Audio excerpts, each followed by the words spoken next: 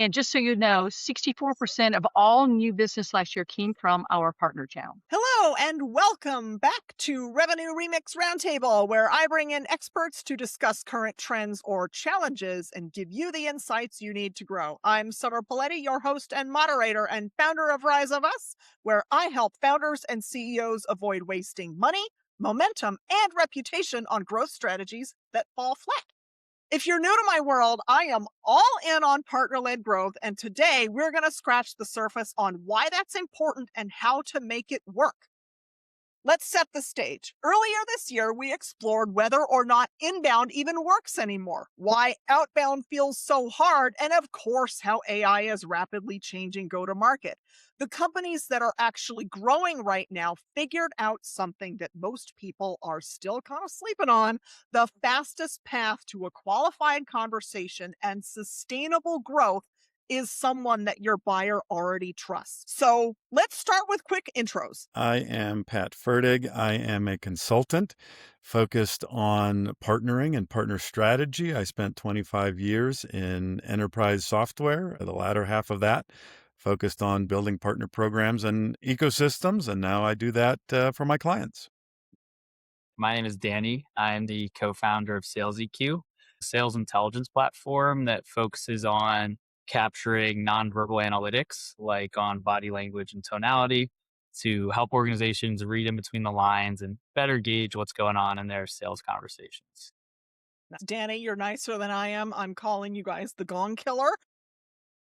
Wow. For anybody listening, Danny's co-founder was on and talked about the challenge, why it matters, and what they're doing to solve it. I will link that in the show notes. My name is Kathey Palmer. I'm the Chief Growth Officer at Innova Payroll, and my responsibilities really are to drive the growth.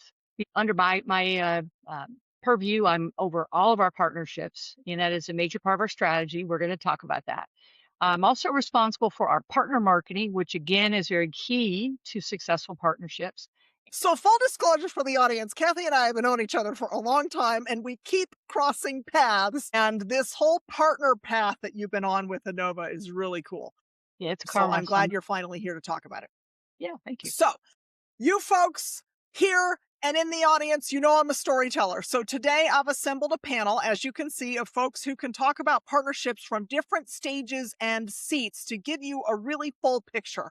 When I come into a client and their growth is a little stuck, or they want to get to the next level and it's harder than it used to be and they can't kind of figure it out, there are a few things that I look for, but one of them is partnerships. And I see a lot of partners that are under optimized, partners in name only. So this is one of those growth pillars that the messy middle doesn't always get right. So let's sit with some stats for a minute. Forrester found that companies with mature partner programs grow revenue roughly twice as fast as those without. And Gartner projected that 75% of B2B sales would flow through partner ecosystems. And that's not a trend, that's a shift. If your growth strategy is built entirely on outbound or inbound, one of each, you're already behind. Those things are stalling. We've covered that. So, Pat, you spent 20 plus years watching companies try to make partnerships work. Why don't you set the table for us? What does partner-led growth actually mean? And why is it a non-negotiable, especially right now? Yeah. So partner-led growth, I think, is on an extreme end of partnership spectrum. I think you go from companies that maybe don't partner at all or partner opportunistically through, where most companies are is, this is a third way, we've got inbound, we've got outbound, we've got, partner focused business. Partner-led growth is really an extreme implementation of that. And that takes a lot of internal alignment and a lot of commitment to say, hey, we are turning over, our business development to a partner network and we're handing over the reins. We're enabling, we're letting them run with it, but we really have an internal belief that we're using other people's resources effectively to help us drive more opportunity engagement than we could directly on our own. I think most companies start along that spectrum, and few probably get to the point where they really truly are focused on partner-led growth. Or somewhere in the middle, right? We're going to keep doing our inbound, we're going to keep doing our outbound. But today, as you've said, the partner motion is more important than ever because inbound is getting harder, right? It's harder to get the attention. SEO techniques aren't working the way they used to. We're going to agent-led discovery, and that's a whole new strategy. And people are still trying to figure that out. Outbound, even harder, right? So much noise. How do you reach people effectively? Email is almost impossible. Social is hard. So really, partnerships is a third way because, as you said, it's about trust. It's about relationships that third parties have with your clients or prospective clients that have established trust that are going to guide them in the right direction and towards your organization, towards your solution, towards your platform, whatever it might be. And it's something that you can't always measure either, right? You have to be willing to invest the time to create that network and create that partner program and structure. Even though somebody ends up coming to your website, you don't know all of the touch points that happened before they got there. And more often than not these days, it's based on another relationship that they have. Yes. Recalling a stat someone dropped on the show recently, he's an AI search expert, and he said that I think 42% of buyers already have somebody in mind as their preferred vendor. And when they come talk to you, they're kind of trying to suss out, am I right to choose them? As opposed to doing a full search like we think. And you're right, we don't know where they came from. They probably came from somebody they already know. Let's forget about getting found by AI online. Get found by somebody they already trust. I like it. So let's see. Before we talk about what it actually looks like at two different stages of business growth, Pat, why don't you drop a little bomb? What do what do people get wrong when they think about a partner strategy? I think, especially if you're talking about the early stage, and we'll hear from Danny here about this. If you're going from a startup stage, relatively early organization, it's really hard to make the shift from we've got our heads down, we're internally focused, we're trying just to get our thing going, and we're so focused on that. And now we've got some direct engagement, we've got some sales, we've got marketing established, we've got customer success, and we've got customers that are happy and engaged. Now, how do I make a shift and start to engage other organizations, partners, and think about how they can win? How do I make it from how I win to can I shift my mindset and figure out how to make that partner win with my solution, with my platform, and then we grow it from there. So I think that's the biggest shift that organizations have to be able to make. I like that shift. From my lens, what I see is a lack of strategy. Partners are just sort of there. There's good vibes, and then they sort of die on the vine. And I'm always likening it to when you see your friend at a wedding, and then you're like, oh my God, we should totally have a barbecue. And then 2 years later at the next wedding, you ain't had that barbecue yet. So let's see, Danny, we talked about you. You're in the room. Let's hear from you. You guys are early stage without a huge team or a huge budget. And most founders at your stage are grinding outbound and hoping something lands. Tell us what you're doing that brought you here today to talk about partnerships. Yeah, definitely. So being early stage is very interesting because, as you mentioned, our team is very small, which means we all wear a lot of different hats, and we don't really have tried and true best practices yet. So a lot of what we do is experimentation and figuring out what sticks. And so a lot of our existing customers, the ways that we've acquired them have varied significantly. And so I think you mentioned a lot of outbound and just hoping something lands. We were doing a lot of that. The issue you run into, especially as an early stage startup, is you just don't have much credibility. Nobody knows who you are. This guy is reaching out to them, trying to get them on the phone. They're just like, who is this guy? Why should I trust him? And that's one of the main reasons we started leaning into this partnership approach. Because I remember getting on a lot of sales calls that had originated from some sort of cold outbound. I'd get on the sales calls and these companies would be like, hey, do you have any case studies? Do you have any this and that? And I don't have anything against case studies, and we have some solid case studies. But what I found is even when I sent the case studies, they wouldn't even get looked at. And so Like, I think a lot of the time what they were really asking is like, why should we trust you? You're this random guy that reached out to us. We haven't heard of your company before. And that's why we started leaning into partnerships, because we can effectively use and combine our brand with someone else's that already has some trust established, and it helps get us in the door and convert more deals at scale. And so that's kind of why we've leaned into it, and it's been super effective for us so far. Yeah. That whole credibility thing landed right here because I'm 2 years into what I do now, and I have a huge awareness and credibility problem, which is really frustrating because I've been doing this for longer than I want to admit. But yeah, it's like, who are you? Why should I care? So I totally get it. Okay, so then your early stage, you're still scrappy. What does partnership like? What does working look like at this stage if you look at your partner motion? A very good question. So our partnerships are very diverse. Sales EQ is typically focused on the bottom part of the sales funnel, converting existing leads once they're in the door. And so a lot of the people we partner with are people that work towards top of funnel. And so we kind of have a full picture. We both benefit each other, because it's like you have your top of funnel taken care of, but you're not converting as much as you should, or vice versa. Um, the other thing that's been very useful for us is actually partnering with different sales leaders or even really senior sales reps to leverage them and their brand as a way to help get introductions and get in the door at different places. And when we have had a lot of those introductions, those deals have gone on to close, or at least gone on much further than they would have otherwise. I like that. I like the mutual. The only way it works is if there's also something in it for them. Pat touched on that as well. Yeah. So thank you for that.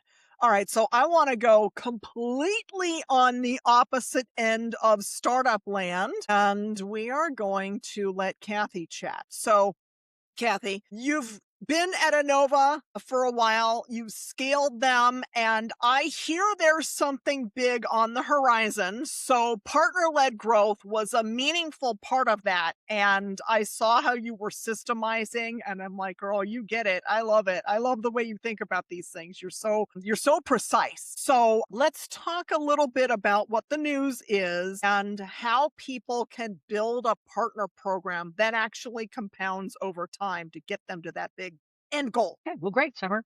Well, first of all, let's start with Innova Payroll. So, I mean, we are a payroll HR company.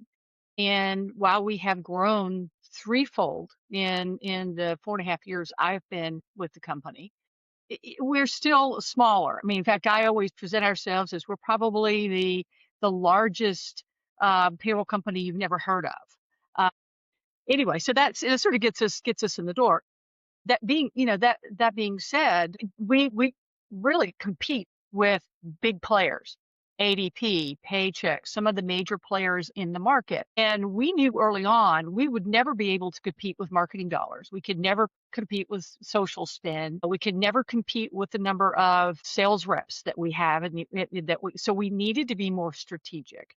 And I'll start back is sort of like Pat. I've been with partnerships for 25 years. When I first got in the payroll business, I worked with a small startup, Danny, like yours, that was in the payroll space, and we grew our business through partnerships. And so that's what I've found worked. Now, partnerships for us it's really evolved over the years. So let's go back into the news, and then I'll kind of get into it. The big news is we announced in December of 2025 that UKG is acquiring Innova. UKG is a $4.5 billion company, and they are acquiring our business. We've had to go through a few um, regulatory hurdles, if you will, that happen in the payroll space, but this will happen very, very soon. So we're very excited about that.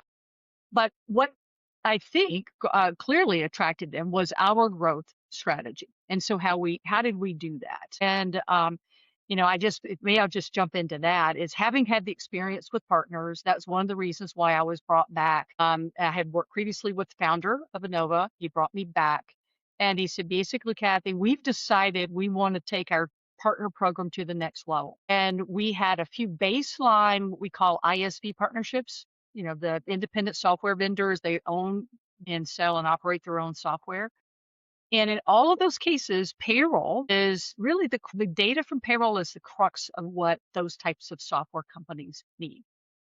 And so we felt like, aha, we have the secret sauce here, that if we pick the right partners that want to be able to have data really drive their financial and operational decisions, we could be the secret of the sauce. So that's what we started doing. We had a couple of them already. We expanded upon that. We created our own integrations, proprietary integrations. We were very selective with what types of businesses we wanted to target, industries. And we started with those industries where we had expertise. And then we found out who were the big CRMs or the big ERP players in those space, and who were the next level. And then we started targeting those, and it grew and grew. But to talk about the growth strategy, Summer, I mean, we really, and this is what's so fascinating. We grew from the beginning of 2022 through last year, 2025. We actually grew over 200% in revenue, and that revenue was largely part because of the partner program. And in fact, if I were looking at the data 2025, 31% of our total revenue came from our partners. So we view it really as our marketing strategy. This is how we grow. This is the growth engine for our organization. And so it's really been a major part of what we do. And then one of the things I did want to mention, as I said in the intro, I've been doing partnerships for a long time, Pat, as I said, like you have. What I have found to be secret to this is being able to have marketing closely aligned with your partner strategy. Because there's one thing, you could sign a partnership, great, and then walk off. We don't do that. We sign the partnership, we create a plan, we have a whole system in place, go-to-market strategy put together, all the things we're going to do from a marketing perspective. Every partner, major partner, has a go-to-market plan that's written and approved by both parties. We make sure that we work with them very collaboratively. The other key is making sure the other party wants to do that. So we're very selective. Yeah. We're very selective. I mean, if you're not willing to commit the time and effort and give the executive sponsorship on your side as we give the executive sponsorship on our side, it's not going to be a good fit. But we found that works, and that's how we were able to get the numbers that we've had. And in fact, I think we'll just continue to in our new home soon, in the very near future, we'll be growing this program collectively. Wow. And just to add a little bit of extra color to this, it is a highly commoditized industry. So to put up numbers like that in the sustainable year-over-year growth it's not common. It's extremely difficult to sell payroll. So let's talk a little bit about what can go wrong. And I'm going to start with Pat. So, and not the polite version. We get a little punchy. Like, I'm hearing some Southern accents here, so I know, of course, we're going to be polite, but let's get real. Why do partnerships fall apart and leave at good intentions? Pat, you go first. Yeah, and Kathey just touched on it, and I'd love to dig in further on some of the types of partnerships and the the models and things that she's using. But does your partner want to do that? Is your partner aligned with your vision of partnership? That's something, believe it or not, that sometimes gets overlooked, right? We're so eager to sign up and we're so eager to get going. And again, we are still generally internally focused. I need partners. I'm going to sign them up. I'm going to get going as fast as possible. I'm going to get the logos up on the website, and we're just going to churn and burn and go through this thing. But spending the time and making sure we're creating the right partnership and the right expectations. And it's surprising how often those expectations are not aligned within that partnership. And partnerships really do have to be a top-down model, right? There has to be support. There has to be executive buy-in and support from the top down. And that helps get everybody kind of on the same page in terms of expects. And it sounds like, Kathey's taken this approach and Danny's doing this as well. It's not a big bang approach. It's very selective. It's very aligned. It's very strategic in building out the partnerships that are going to move the needle. A lot of companies go out there and just, put the form up on the website, sign up and become a partner. And we just put them through the process and we get them signed up and we move on to the next one. But that internal alignment and that alignment across both organizations is really the key. Yeah. I recommend to all of my clients, and in fact, I do it myself in my own business. How many warm intros did you get last month? From actual partners, not the folks you know from church. Because outbound's broken and inbound is noisy. But if you had a real partner program feeding you qualified conversations, what would that change about your growth? If you don't have an answer to that first question, DM me on LinkedIn and we'll see what a structured partner program might look like for you. I recommend to all of my clients, and in fact, I do it myself in my own business, an ideal partner profile, because I learned in my corporate life that partnering with anybody willing to put a logo on your website, it's just a mess. So thank you for that. Okay, Danny, from the early stage scrappy startup, why do partnerships fail?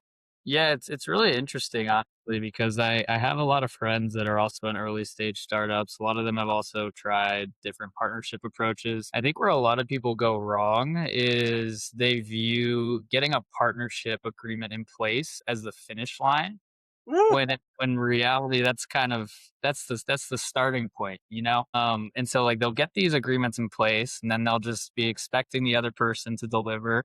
They won't deliver and then the company won't deliver. And I've been in similar situations myself. I'm not completely guilt free of this, but what I've learned is through these partnerships, the way to make them work is really giving your all to the partnership, making sure you're doing everything you can to deliver. And when you get to that point where you provided so much value and so much value to them up front, it's almost the outcome you get from them is just so much better, and you're not relying on someone else. You're controlling what you can, and that's kind of what's led to our most successful partnerships. Is not just waiting for someone else to do their part. It's like being proactive, going out of your way to make sure they're getting value. And that's I think the biggest change that we've had that's led to our partnerships being more successful. yeah, some amount of structure. I'll call it partner onboarding. I'm really annoying about that, actually. There's a partner I just signed a deal with, and I've been hounding him like, yo, we got to have the partner onboarding call and we got to talk about the next steps. Cause yeah, they die on the vine if you don't work on them. And Kathey, you're here because I saw like a partner success motion where there's intentional focus on making sure that these partners have success with you. So talk a little bit about why you put that in place and what it's done for Innova.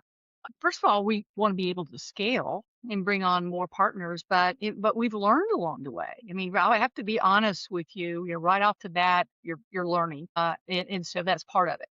But you also should be willing to understand that these things don't work. There are some things and cut bait when you can. I mean, if something's just not working, it's okay to to move on to something else. But so I think from our perspective, what's most important is just making sure that now that we've done this a good 4.5 years, and I've done it for quite, it's having a structure in place. As I said, we start with the strategy. What is our strategy? How do we, what industries, as I mentioned earlier, is what type of companies, how the strategy goes.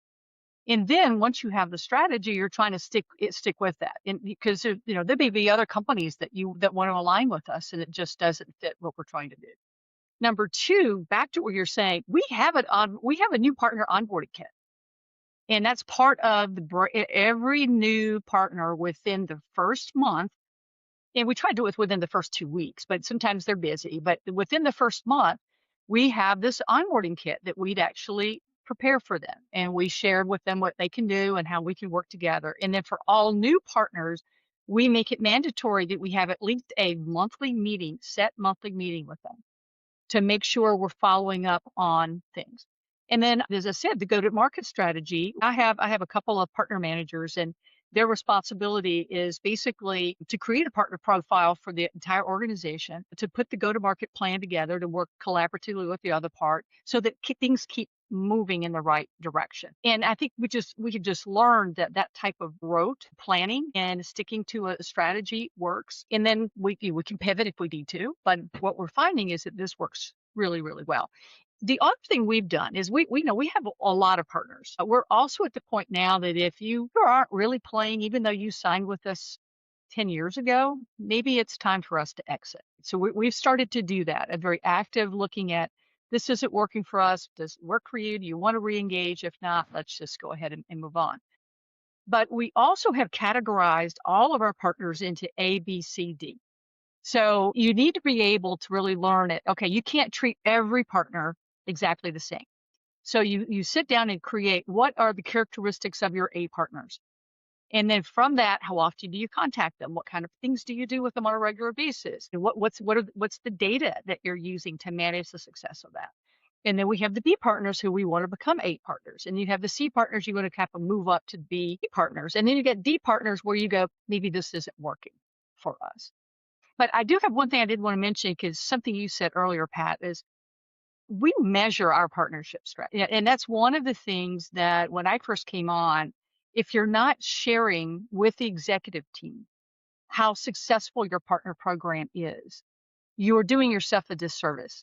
So I created this because basically we get leads from the companies we partner with, and they provide us payroll leads. Those payroll leads, if we close them, they result in revenue. So we should be able to do two things: to track the booking, so the sales that we've made. And just so you know, 64% of all new business last year came from our partner channel. And then we look at the revenue, the actual revenue generated, which is how I know that we grew to over 200% over the past.